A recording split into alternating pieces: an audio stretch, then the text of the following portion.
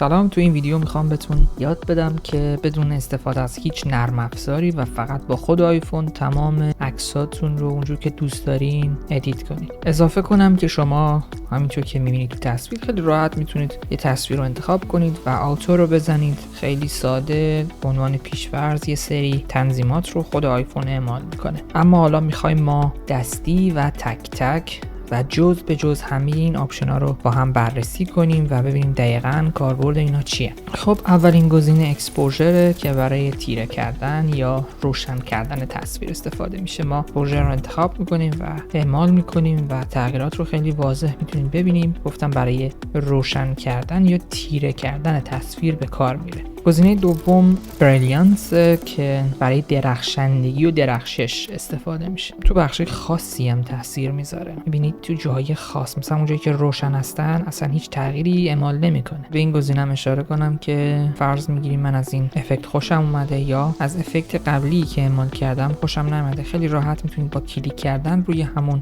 افکت کلا اون افکت رو خاموش کنید. برمیگردیم به سومین قسمت هایلایت. این افکت در مواقعی که در فضای باز عکس برداری کردید کاربرد داره که میتونه عکس رو گرم یا سرد کنه.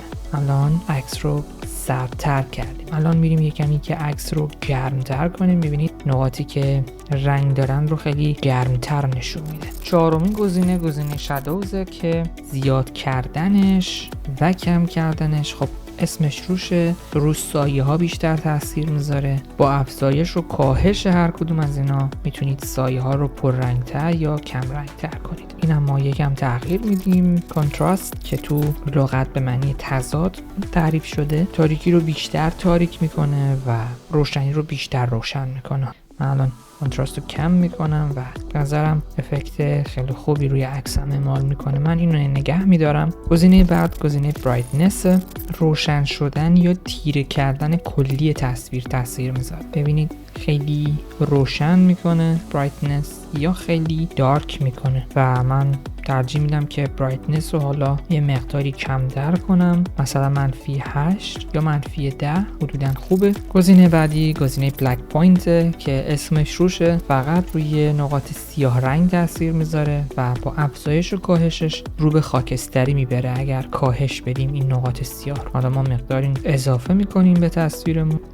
لازم به ذکره که شما اگر مثلا تصویری انتخاب کردید حالا میخواید ببینید که اورجینال چی بوده و الان چه تأثیری گذاشته روی تصویر، تا الان میتونید فقط یک بار روی صفحه کلیک کنید و قبل و بعد تصویر رو ببینید. خب سچوریشن فقط برای سیاه و سفید کردن تصویر استفاده میشه. سچوریشن رو زیاد میکنم، رنگ رو خیلی زیاد میکنه و هرچی به سمت منفی برم رنگ رو از بین میبره. بسته به سلیقه خودتون میتونید اینو تغییر بدید. خب گزینه بعد گزینه وایبرنسیه که برای تقویت رنگ ها و نه به صورت اشباح استفاده میشه. مثلا میتونم اینجا رنگ ها رو کمتر کنم یا از بین ببرم و وقتی بیشترش میکنیم رنگ ها رو خیلی بهش جلوه میده و میتونید رنگ سبز رو کف رنگ فرش خیابون ببینید. من ترجیح میدم یه مقدار اضافه کنم. گزینه بعد وارمت، امتحان میکنیم ببینیم چه اتفاقی براش میفته. ببینید هرچی من زیاد میکنم خیلی رنگ ها رو خیلی گرم نشون میده و هرچی به سمت منفی برم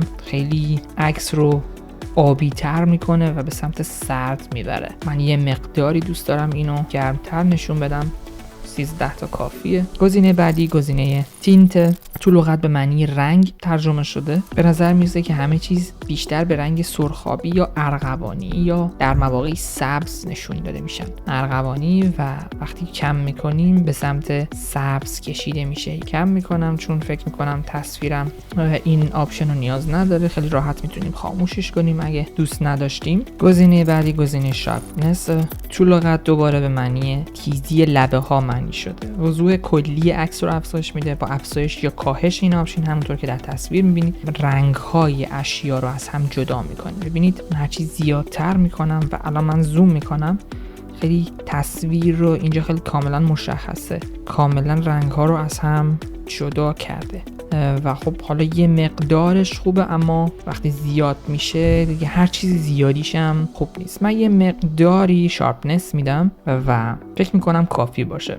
نکته اضافه کنم که ظرافت همیشه خوبه، هیچ وقت هیچ چیزی رو زیاد افزایش ندید. گزینه دفینیشن یه جور کنتراست بین پیکسل ها رو افزایش میده مثل شارپنس یا همون وضوح، اما در واقع واضح تر نمیشه، تاریکی رو تاریک میکنه و نورها رو در کنار هم روشن میکنه. حالا امتحان میکنیم ببینیم دقیقاً منظورمون چیه. همونجور که میبینید تیره ها رو تیره تر میکنه خیلی تو این تصویر، کنتراست رو بین پیکسل ها افزایش میده و حالا بسته به سلیقه خودتون میتونید این دفینیشن هم تغییر بدید.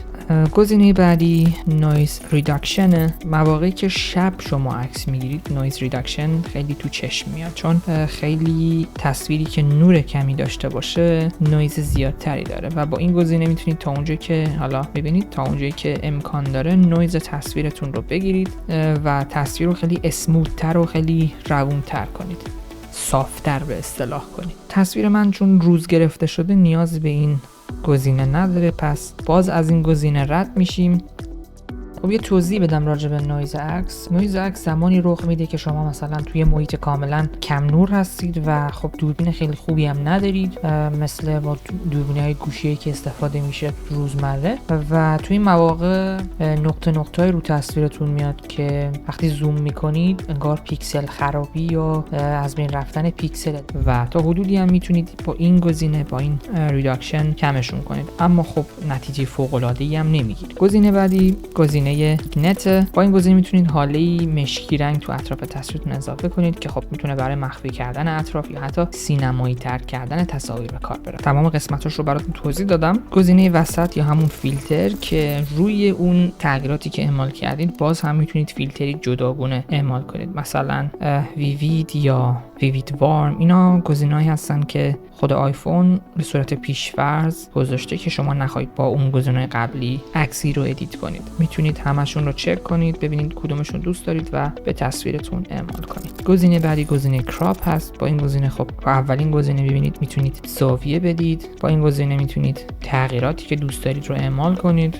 و حالا من همشون رو خاموش کنم چون تصویر خوبیه و دوست ندارم تغییر بدم. حالا برای مثال مثلا اسکوئر هست که این برای اینستاگرام استفاده میشه، والپیپر که برای گوشیتون استفاده میشه و جای مختلفی که میتونید و اندازهای مختلفی که میتونید در صورتی که بهشون نیاز دارید انتخاب کنید. گزینه‌های دیگه هم اینجا هستن، اون بالا سمت راست که میبینید تغییر میده جهتش رو، میچرخونه تصویر رو، یا حتی این گزینه مداد در اون بالا سمت راست. حالا هر چی که دوست داشته باشید رو به تصویر اضافه کنید، اگرم نه که کنسل میکنیم و برمیگردیم. این بود تمام گزینه‌هایی که روی قسمت ادیت بود. در آخر بگم که شما نیاز به نرم افزار حرفه‌ای ادیت توی آیفون ندارید. خود آیفون اینقدر قدرتمنده که میتونه تمام این مراحل رو به راحتی براتون انجام بده. و گزینه آخر بعد از اینکه دان زدید شما میتونید باز هم هر زمان که دوست داشتین گزینه ریورت بالا قرمز رنگ رو بزنید و تمام تنظیمات به حالت اولیه برمیگرده. خب ما تنظیمات رو میخوایم نگه داریم.